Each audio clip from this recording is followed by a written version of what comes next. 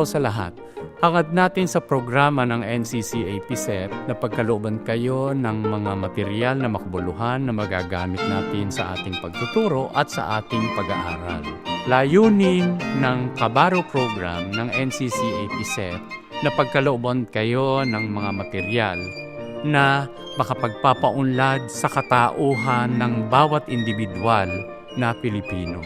Pag-uusapan natin ang mahalagang role ng babae, ng lalaki, ng bakla, ng tomboy, at ng iba pang mga kinikilalang gender dito sa daigdig. Bahagi ang Kabaro program ng NCCA PSEP sa isinusulong na GAD program bawat taon. Tunghayan po natin ang ating panayam sa ating mga mahuhusay na mga resource speakers. Magandang araw sa inyong lahat. Welcome sa isang namang episode ng Pakikipagkwentuhan. Kasama ko ngayong araw na to ang profesor ng De La Salle University, si Dr. John Eremil Teodoro. Nandito kami upang pag-usapan ang isang napapanahong issue tungkol sa mga bakla. Sa mga bakla.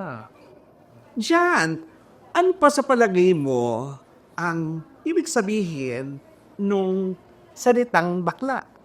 Yung bakla, 'di ba? Parang ano siya, no, combination ng babae at lalaki, 'di ba? Although sinasabi sa mga lumang diksionaryong Tagalog na yung bakla talaga ay ibig sabihin ay natatakot lang, no, na nababakla, no. So 'yun, bakla kasi taga-Antique ako, so may sarili kaming term na ginagamit, yung agi. Agi? So, parang yung concept siya ng agi at bayot sa Cebuano, no? Palos pareho yun, yung effeminate gay, no? So, basically yun yung bakla. May isa lang bang pakahulugan itong term na to? O itong term na bakla ay isang malawak na konsepto? Malawak kasi yun nga, Pilipinas, isang archipelago tayo, meron tayong 135 languages, no? At marami sa mga wikang to may sariling version ng salitang bakla, no? Kaya hindi mo talaga siya ma-define, may kakahon sa isang pagpapakahulugan lamang. Alam ko, yung may isa bang term na familiar, no? Yung bantut. Bantut. Sa mga tausog, no? So, meron bang one-to-one correspondence, halimbawa, naghahanap yung mga mananaliksik, no, ng termino para maging angkop dun sa konsepto ng bakla.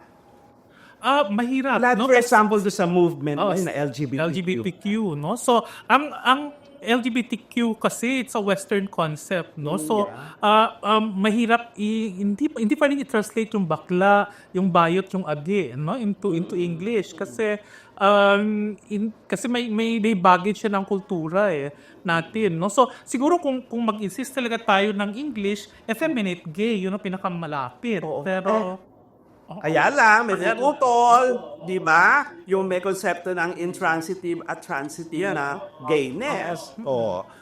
Hindi lahat ng mga bakla ay mukhang lalaki o mukhang babae. okay, itong agi, ganun din naman. Merong agi na flamboyant, pero agi na no? Pamintang burog saka pamintang buo, no? So, Parang spectrum talaga siya, di ba? May yung kasi nga yung pinagmumula natin dalawa, yung teorya ng archipelagic, no? Ng pag-form ng kultura, pag-form ng identity, no? Yung possibility na hindi lang doon sa loob at labas, yung sinasabi nila, kasi ang pakiramdam mo, babae ka. Tapos nagmamanifest, no? Na ihahayag sa pamamagitan ng mga kilos mo o kaya yung sa tinatawag na gender expression mo or na performativity. performative mo. Oo, kaya yung iba gusto nila na magbistida, pagdamit babae. Yung iba naman, ang nila yung sa kalooban nila, may kakaiba silang nararamdaman. Kaya lang, gusto nila yung itsura pa rin nila nung based doon sa kasarian nila nung sila ay pinana. Parang ako, no? So, I consider myself bakla, no? Or agi. Pero hindi naman ako nagdadamit babae. Kasi unang-una, tamad ako magsuklay. Kaya ang buko ganito palagi ever since. Kasi ako yung tipong pag bumihis sa umaga, papasok, hindi tumitingin sa mirror, no? So, wala akong pakialam, no? So, pero, bakla ako. Diba? Kasi yung hindi lang ngayon sa concept nga ng labas, kalooban, at kaloob-looban. Kundi yung konsepto ng lawa. Diba dito sa lawak na to, would allow the notion of diversity and plurality. Diba? Kasi ganito na-constitute ang ng pulo. Iba-iba. Oo, iba-iba. No? Kaya in a way, gusto ko rin yung rainbow flag na mag-represent kasi iba-ibang kulay. No? So I think, gano'n, no? Iba-ibang, may spectrum nga. No? Merong, kaya maganda yung pamintang durog sa pamintang buo. 'Di ba? Kasi parang pamin, no? na buo siya. So hindi halata. Pero may pamintang durog na kahit pamin halata, no? So I think maganda yung mga ganong terminology natin. Diyan, babalik tayo doon sa usapin ng pagkakahon, no, doon sa mga tao na may piniling kakaiba, no, yung kanilang gender Oo. at sexuality, Oo. no.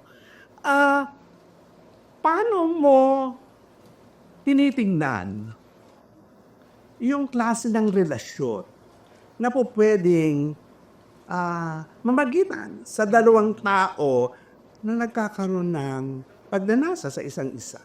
Yan yung gusto kong itanong sa'yo, no? Kasi magkaiba tayo ng konting nilakihan, di ba? Yeah. Ikaw laking Manila, ako laking Antique. Sa amin kasi sa Antique, parang sa probinsya, parang part ng yung pagkalalaki yung mamakla ka or hindi issue yung nagipagrelasyon o nagipagtalik yung mga lalaki sa kapwa lalaki or sa bakla, no? Parang rite of passage, no? Yeah. Pagdating sa sex, no? At hindi sila yung hindi sila natotrauma, for example. No? So, di ba, normally may mga parlor, no? Para isa doon yung mga bakla. Ayan, yung mga bata, yung mga teenager, pupunta sila doon, magpapahada sa bakla. Pero hindi nagiging issue pagtanda nila na, ay, hinada ako or naharas ako. Walang ganun. No? So, parang almost consensual, no? Na ganyan. No? So, yung mga lalaki, hindi issue sa kanila kung nagpahada sila sa bakla. Yeah, oo. Kasi, di ba, parang talagang Pero dito pa sa Manila, ganyan ba rin? ganyan. Rite of passage ng mga lalaki. Siguro dahil lumaki ako doon sa parte ng Maynila na talagang sinasabi nila ay slum area. Slum area. Nandun kami sa periphery. Doon kami sa laylayan, no? Kaya ang doon, sinasabi na, paano sa hirap ng tao, kinakailangan humita ng pera. Pero yung ibang lalaki naman, di ba? Yung ibang bagets. Walang pera sa provincial context. Hindi all the time tungkol sa pera. Oo. Yung curiosity. Curiosity. Diba? Curiosity. At minsan talaga bumabalik-balik kasi naliligaya ako. Oo naman. Oo. Kasama na rin yun, siyempre, Pinkim. Diba? Ang lepat ng bungi. Siyempre, mga bakla, ninang. Oo. Or minsan, bili ka lang ng isang case ng Gold Eagle. Pwede na. Or isang lapad. Oo. Siguro, yung konsepto ng archipelagic talagang pumapasok dito. Yung deep kind of relationship na hindi tinatawaran ng mga nakakakitang banyaga na nagsasabi, ay, laki exploitative. Ang tingin nila sa ganitong klase ng relasyon. So, pwede din pala na magkaroon ng isang klase ng pag-iibagan na hindi talaga sinusukat ayon sa anyo, ayon sa kasarian. Di ba? Because you could be friends for the longest time. Kasi yung pag-ibig naman dapat hindi nakasalalay sa kasarian, di ba? Kaso lang nakasanayan nga natin yun na kasi minsan din natin kasi nasa-separate yung pag-ibig saka yung sex. Di ba? Parang ano siya pag-ibig dapat may sex, no? Pag sex dapat may pag-ibig. Pwede naman kasing sex is sex, ang pag-ibig ay pag-ibig, no? At kung umiibig tayo, bilang tao, pwede umibig sa kahit sinong tao, di ba? At sa tingin ko, ganun din pagdating sa pagnanasa, no? Pwede tayong magnasa sa isang tao, no? Na hindi nakasalalay sa gender. Yeah. Oo. Kasi pag ganun, mas malaya tayong umibig, di ba? Kaysa i-label na natin kaagad na na ayan, bakla kasi, so pag bakla, parang exclusive ka sa lalaki lang. Kaya cruel tayo minsan sa mga supposed to be bakla tapos nag-asawa ng babae kasi pamilya, di ba? Marami tayong sinasabi. Oo, kasi nagkakaanak sila. I mean, may mga ilang kilala ako na bakla talaga sila, pero nag-decide sila na mag-asawa ng babae. At hindi naman tinatago sa babae na bakla siya kasi obviously bakla siya. O taga-kapamilya sila, no? So, bakit hindi na natin tanggapin na pwede yun, no? Din sa puntong ito, babalikan ko yung impression na pagdating dito sa Soggy Bill na pinopropose ngayon sa mababang kapuluran at sa Senado na ang end goal nito ay bigyan ng karapatan ang mga miyembro ng LGBTQIA, yung mga bakla, na magpakasal. Yung ba talagang essence ng Soggy Bill? Well, isa lang yun. Isang Mga aspekto karapatan, lang, isang di ba? aspekto lang. Oo. Yung health pa. Yeah. So maraming aspekto. Anti-discrimination. Discrimination siya eh. Oo, Diba? anti-discrimination. O sa lahat ng aspekto ng buhay. Oo, at ang kasal ay isa lang na Yeah. na-discriminate ang LGBTQ sa ngayon kasi nga hindi yun available para sa atin na option. Oo. Pero Ano yung take mo dun Sa John Erimil? Doon sa pagpapakasal. pagpapakasal. Kasi may mga isang side na nagsasabi, encourage natin. Kasi in the same vein, na available yung option na yon doon sa heterosexuals, no? Bakit hindi po pwede maging available doon sa mga tao na hindi heterosexual? Oo nga. Ayun, no? Kasi kung tinanong mo ako ng ganyang tanong 4 years ago, mag-iibang sagot ko, no? Kasi sabihin ko lang na hindi ako magpapakasal. Well, una kasi wala akong jowa 4 years ago. Wala akong kasalan. Pero gusto ko yung option na natili para sa ibang may gusto. No? Yes. So, ngayon naman, kasi mag-4 years lang may partner na ako, siyempre umiiba yung isipan ko, no? Kasi halimbawa, may magkasakit sa amin. So, pag alam mo, siyang magkasakit. Pag sa hospital, di ba? Kung walang domestic partnership or walang kasal, hindi legal na pagkasama nyo, hindi ka makapag-decide. No, as a partner. No, kasi immediate family ang kailangan, no?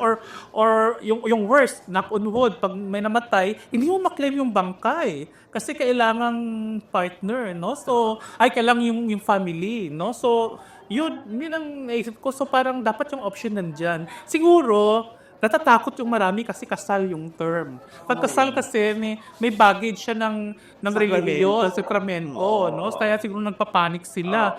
Pero kung tawagin siguro domestic partnership, no, bakit hindi? No, I think mas palatable siguro 'yun, no? Like for example sa Sweden, no, naobserbahan ko, meron silang term tawag nila sambo. Yung sambo, it's a domestic partnership regardless of gender. So hindi siya kasal kasi hindi siya matrimony. Pero domestic partnership siya na may legal rights kayo in terms of property, pati yung to decide, no, when yung isa sa inyo ay nasa hospital, kailangan may magdesisyon. So yun, I think ang kailangan. Doon sa Oo. na maintindihan ng mga tao, no? Oo. Na meron silang choice. Oo, may choice. So, nang gusto. Kasi, very real talaga yung...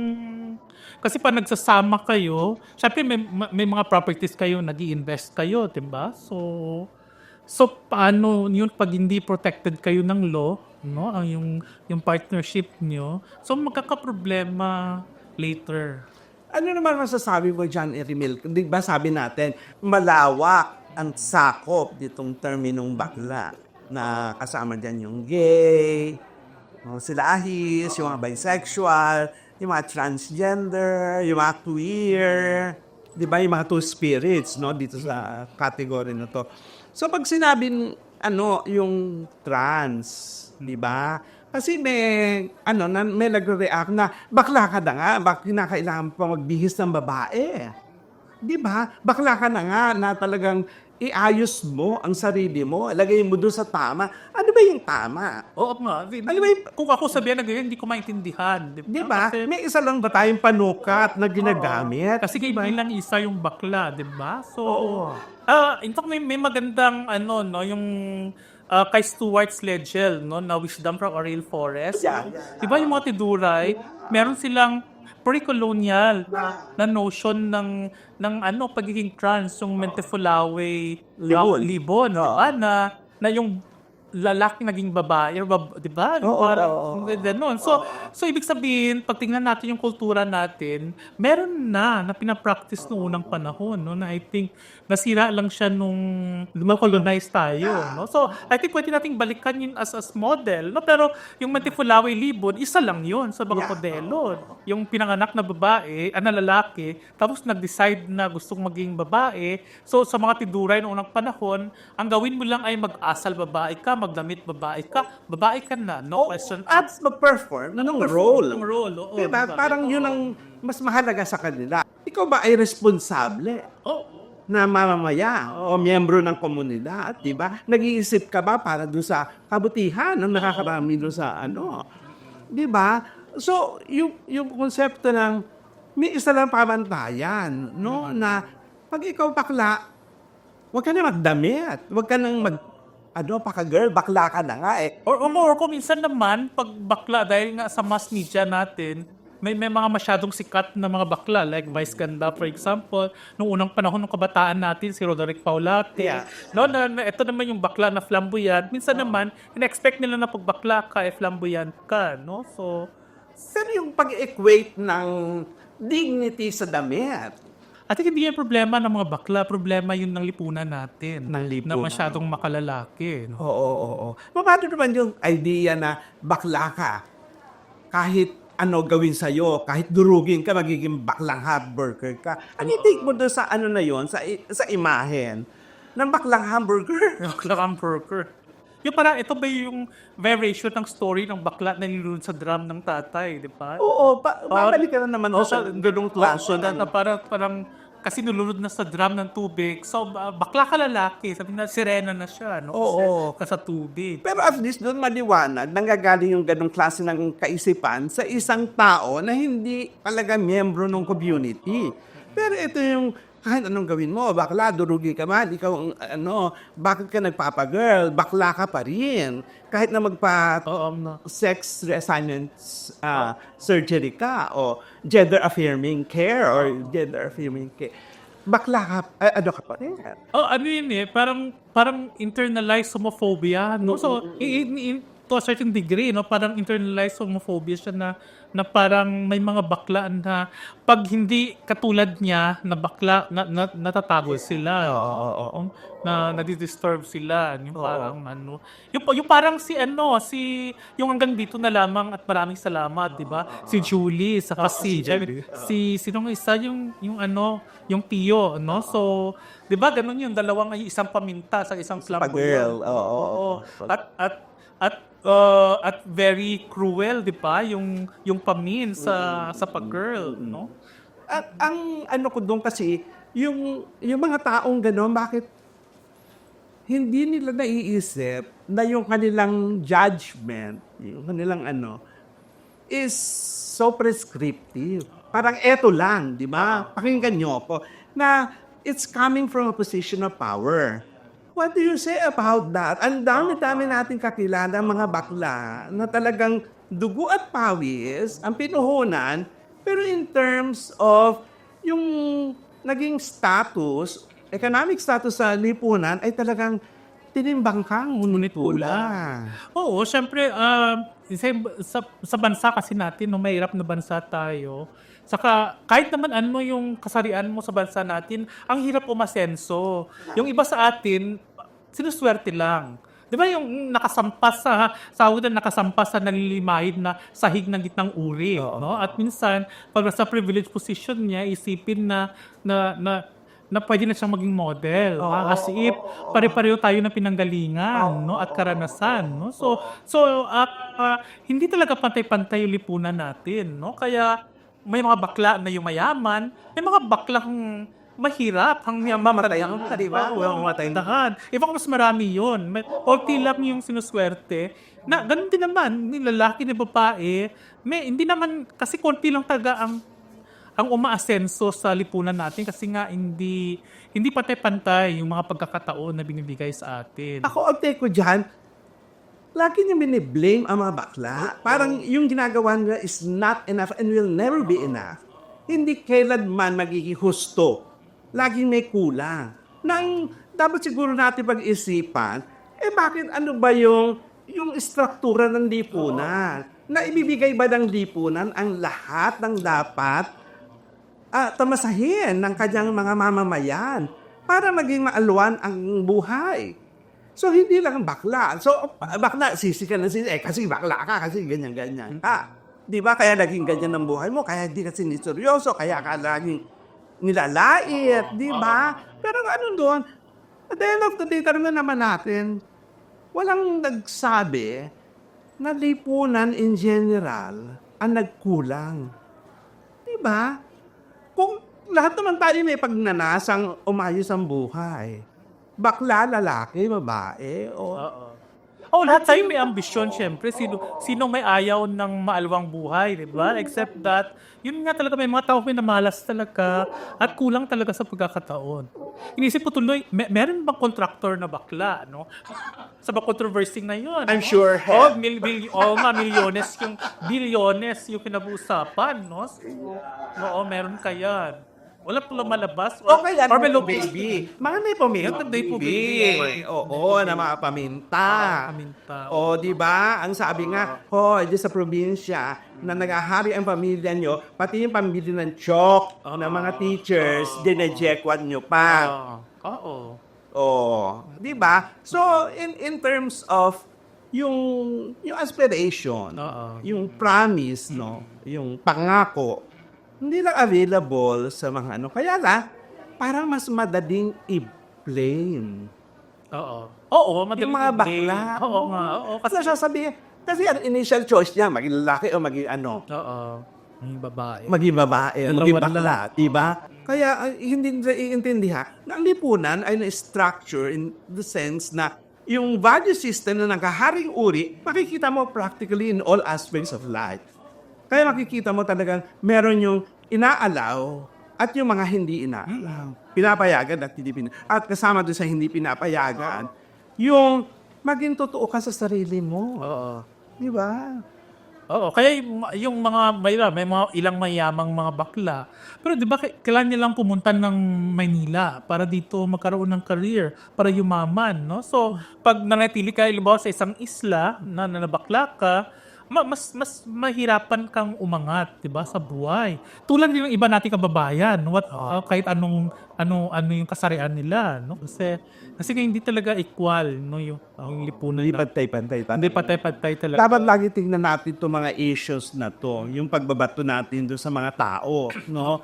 As bilang miyembro ng isang klase ng pamayanan na talagang tingnan natin siya doon sa larger konteksto ng lipunan.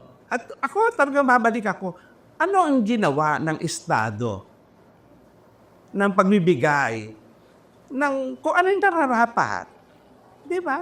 Sa kanya mamamaya. Kasi ito yung sabi ni Berland na cruel optimism na tayo umaasa. Pero inaasa natin, yun ang pinagsisimula na ating pagkasipahayong. Di ba? Kasi umaasa tayo, pero anong ginagawa ng lipunan? Kasi kung patay-pantay ang lipunan natin, actually, hindi kailangan ng Sochi Bill. Yeah. I mean, kung patay-pantay na lahat, hindi kailangan. Limbawa, kung maayos yung ating public health system, diba? Kung maayos yung ating education system, no? Na yung patas, no, para sa lahat. I think hindi maging issue kung anong gender mo kasi nandyan yung oportunidad na available para sa lahat, no? Kaso nga lang, yun nga, hindi tayo equal at kung part ka ng LGBTQ, mas mahirap lalo yung buhay mo kasi parang pag mahirap ka, parang other ka, 'di ba? Pag LGBTQ parang the other ka, no? So may dalawang othering na nangyayari sa iyo, no? Kaya yan, kailangan natin ng Soji Bill, no? Kasi pero baka kasi may mga modelo naman tayo.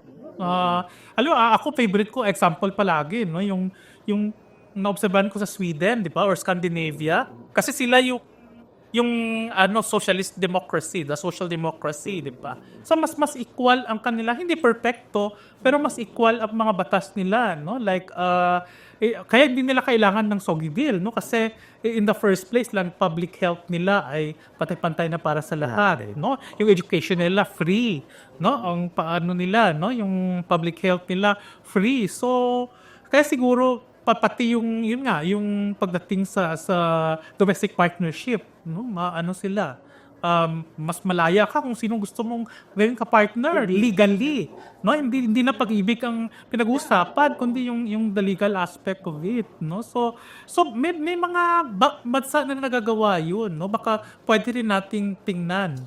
O halimbawa yun ang nangyayari ngayon sa Estados Unidos. Kaya ako, sabi ko, hindi mapasa. Kasi yung halimbawa yun ang nangyayari ngayon sa Amerika. Yung pagkahari na naman ng mga Christian nationalists, naging yan, di ba? Naging yung paano ka ng pagiging Kristiyano?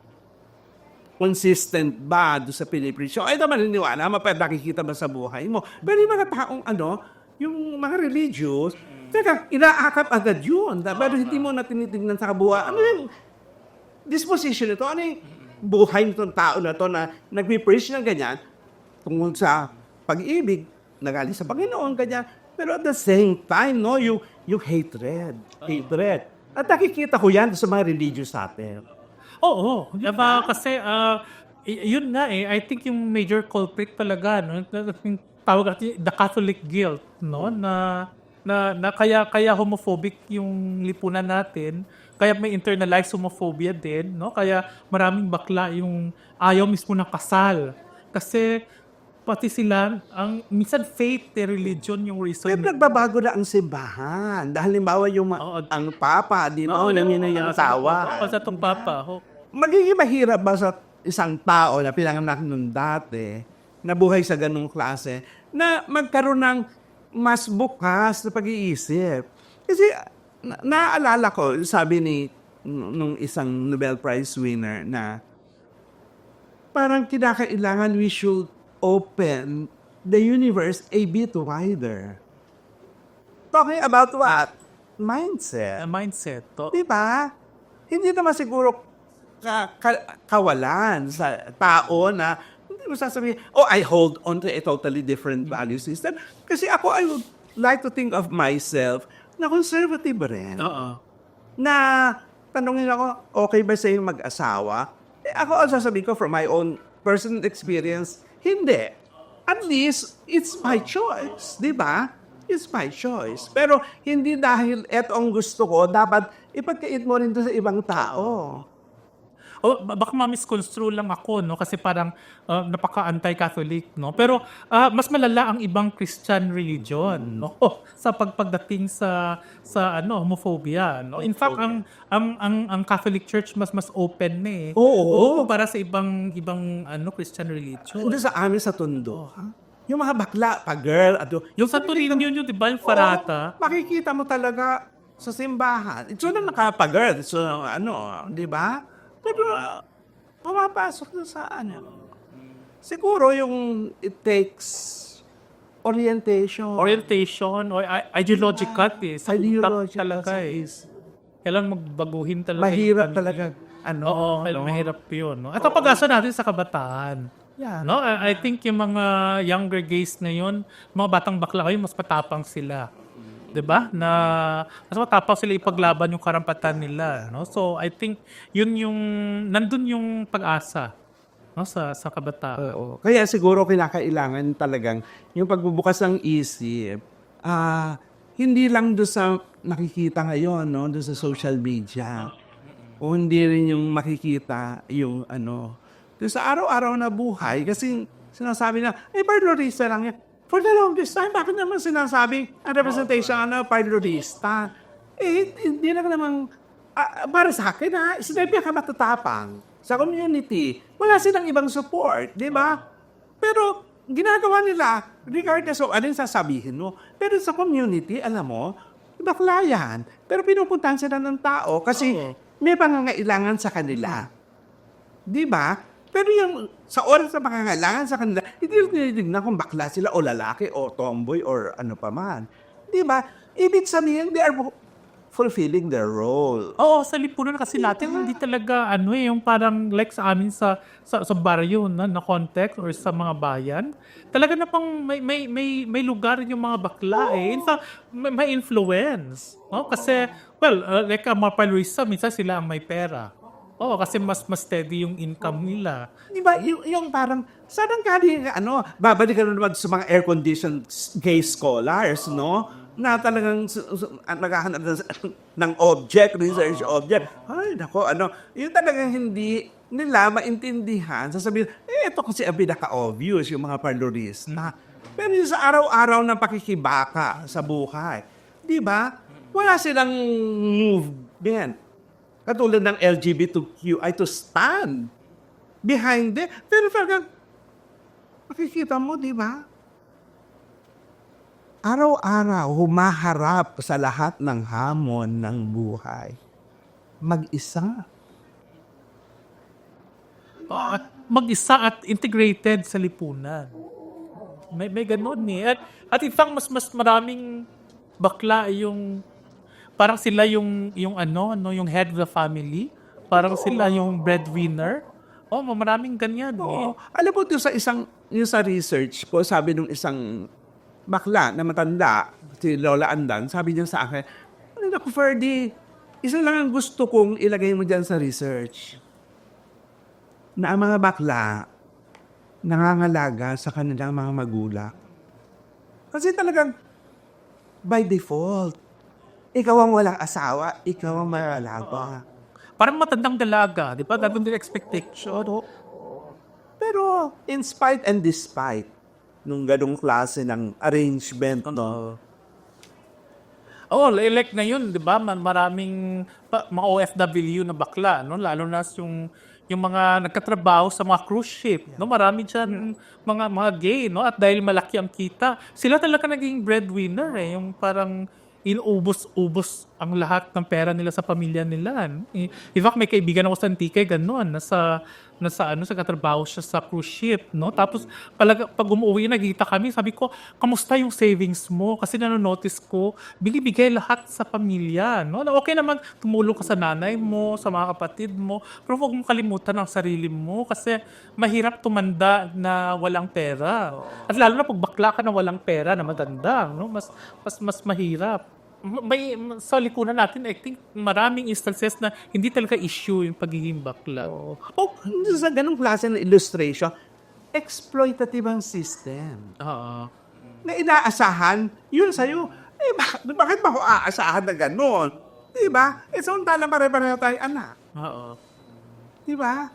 May mga mabait na anak kasi. May mga magbait na anak. Oo, kaya... May mga bakla talaga kumukuha ng responsibility. O kasi nga single. No? Kasi single, hindi, dahil mahal niya. Mahal nila. Diba? Hindi dahil sa bakla ka by default. Kundi may ng pag-aaruga, yung pagmamahal, pagkadiga. Diba? Isa sabi mo kanina, yung mas malaga yung pagiging mabuting tao. Diba?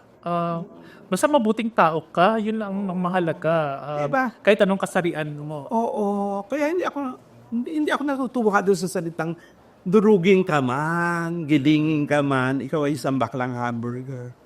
Parang masakit, di ba? Oo. Na kasi kapag ano yung matitira? Yung puso mo. Na kaya mo bang umunawa? Kaya mo bang magmahal? Kaya mo bang magparaya? Di ba? Yung tao. Oo. Babalikan sa usapin na kailan ka nagiging tao. Di ba? Oo nga, kaya palagi ko yun naalala yung yung sa bata-bata paano ka ginawa, 'di ba? So parang madali lang naman sagutin yung tanong kung paano ginagawa yung bata.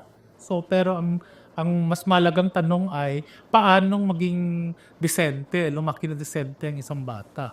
Kasi i-correction diyan, babalikan na naman na. Oo. Ano ito mga bakla na to? Wala naman kayong matres. Pero ang bilis yung mag-multiply, dumami, di ba? Yung ganyan. Oh.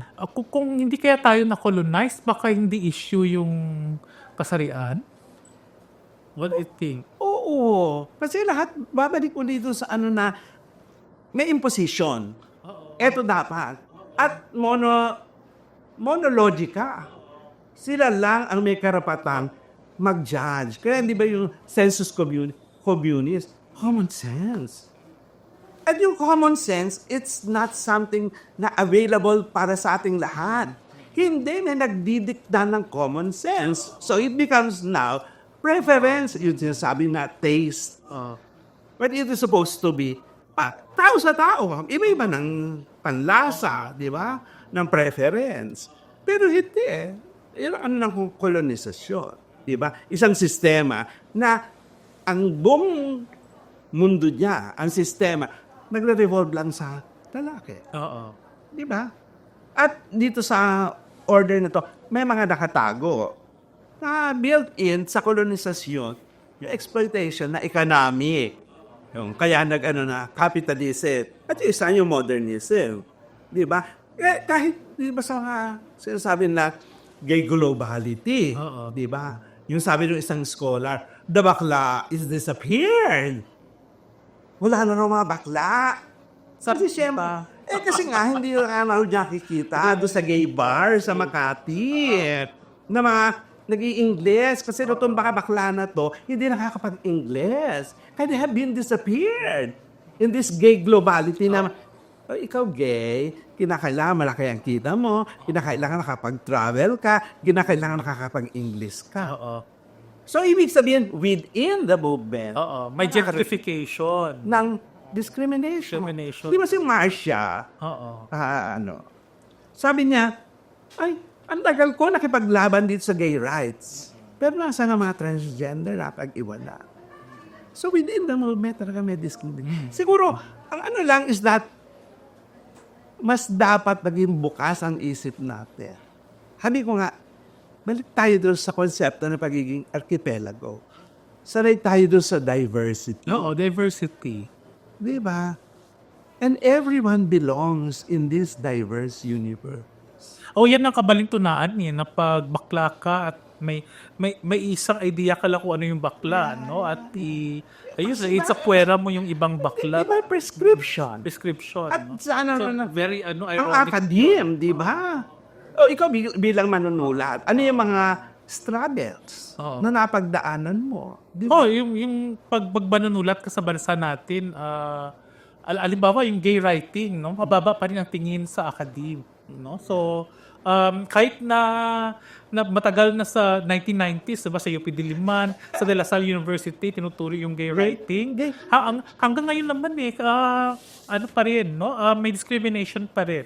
Kahit sa mga literary contest, no? Pag yung gay writing, minsan kinoconsider na hindi siya pang-contest unless swertihin ka ng mga bakla rin yung mga judges, no? Pero otherwise, mananalo pa rin yung hindi gay text. Ganyan, no? So, marami tayo sa academe, halimbawa, mga feminist writer daw. Pero napaka-homophobic. Yeah, Di ba? Oo, like sa academe, yan, ang gagamitin nila against you pag bakla ka sa sa mga promotion. Bigla nilang gamitin yung pagiging bakla, no, ng isang tao, no, na napaka-unfeminist. 'Di ba?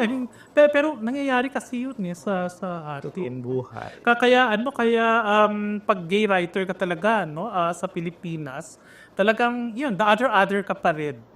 Yun talaga ang struggle, no? Which I think reflection lang din sa nangyayari sa community at large, no? Buong sistema.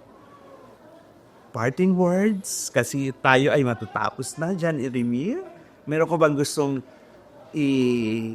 mensahe? Ayan, siguro, no, pagdating sa kabaklaan, buksan lang natin yung ating isipan, no? Whether bakla ka o hindi bakla, no? Isipin natin palagi na iba-iba yung kulay, no, at hugis ng kabaklaan, no, sa ating bansa, no? At kung isipin natin, no, kung yung pagiging tao natin, no, at bilang tao, meron tayong pag-ibig at libog, no? At ang pag-ibig at libog na yan ay applicable naman yan sa lahat ng uri ng kasarian, no? So, nananaginip ako, nangangarap ako ng isang lipunan, no, na balang araw hindi na sana mahalaga yung kasarian natin, hindi na siya magiging issue sa lahat ng aspekto ng buhay natin.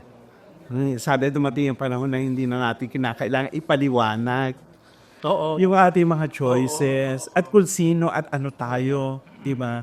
Para lagi tayong defensive natin na kailangan i-justify natin yung ating presensya. Di ba? No, nakakalungkot. na hindi naman natin na-expect doon sa mga sinasabing tunay na lalaki, tunay na babae, sa mga may kapangyarihan. Tanggap lang tayo ng tanggap, pero tayo hindi tinatanggap. So, maraming salamat sa inyong pakikinig sa aming talakayan ngayong hapong ito. Naway naliwanagan tayo sa mga usapin ng gender sa ating mga natunghayang video.